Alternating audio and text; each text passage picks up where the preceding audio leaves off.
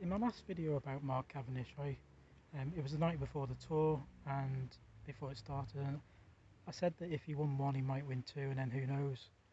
Um, you know, at the time, like a lot of people, I wasn't convinced that he maybe could get through the mountains or that he had the speed to beat Caleb Ewan, for example, Tim Merlier, on a regular basis.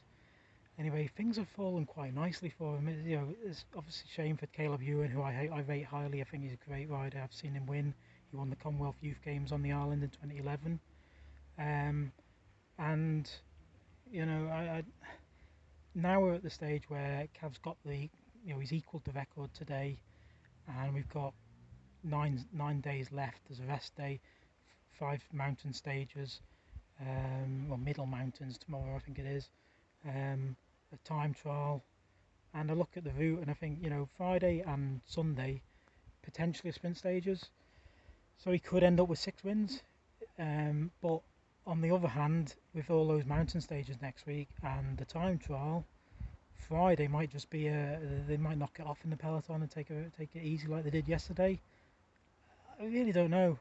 Um, I personally think if it does stay together, or quick step up for making it a sprint, I think it would be a symbolic moment if Cav were to break the Eddy Merckx's record on the 16th of July, because that's Miguel Indurain's birthday, and um, I'm focusing on that a lot. I've focused on that a lot this last week. That for me in my lifetime, Miguel Indurain was the greatest of all the riders that I've seen. Bernardino was around a few years before. I didn't see Bernardino race, I was too young. But of all the ones I've seen, it was Big Mig that got me into cycling.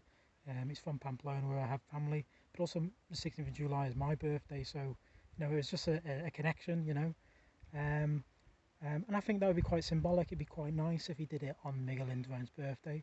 But if he doesn't, and he does it in the green on the Champs-Élysées, great, great, fantastic. But I think most people watching this video will agree, if he gets to Paris, certainly gets, if he gets to Paris, certainly if he gets to Friday, we know he's going to Paris, he'll get through the time trial.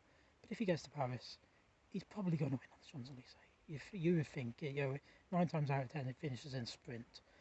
I was there in 2005, one time I've been, and it didn't that year. It was Alexander Vinokurov went off with 2k to go, and he tagged the peloton, and it was a great win. It was a fantastic to watch, on the big screen really, because you can't see much from the Champs-Élysées, um, but I don't see anyone in this peloton that can do that. There are some great riders in there that have got that. Alaphilippe possibly would be one, but he's in Cav's team, so he's not going to do it. Van der Poel has the strength, I would say, but he wouldn't have done it either, because he's Alpecin Phoenix, and obviously he's not in the tour anymore anyway. So I think that's going to be a sprint if we get to there, and Cav, hopefully probably is going to win. But I just find what's happening quite amazing, really. I just didn't 2 weeks ago. I just didn't know what to expect. Really didn't know what to expect. And so if he does break the record and we get to the end of the tour and he's on 35 or 36 wins, we just have to just step back and recognise what the lads achieved. Because for me now, what we'll be talking about is Mark Cavendish, undisputed greatest sprinter of all time. Full stop. End of story. There's no debate. And then if he comes back next year, he'll push that record out further. He'll be out to 40.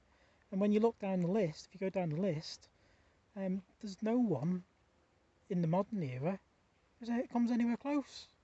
Kittel is no longer racing. He's on 14. All of the guys in between, they were racing 50, 60, 70 years ago. So, if he was to take one or two more stages this year, then comes back again next year, adds on another 3 or 4, that record is going to stay forever. You just don't know when that's going to be broken, because Cav he's been around for 14, 15 years now, and there's a lot of top sprinters that don't do that, as Kittel has shown.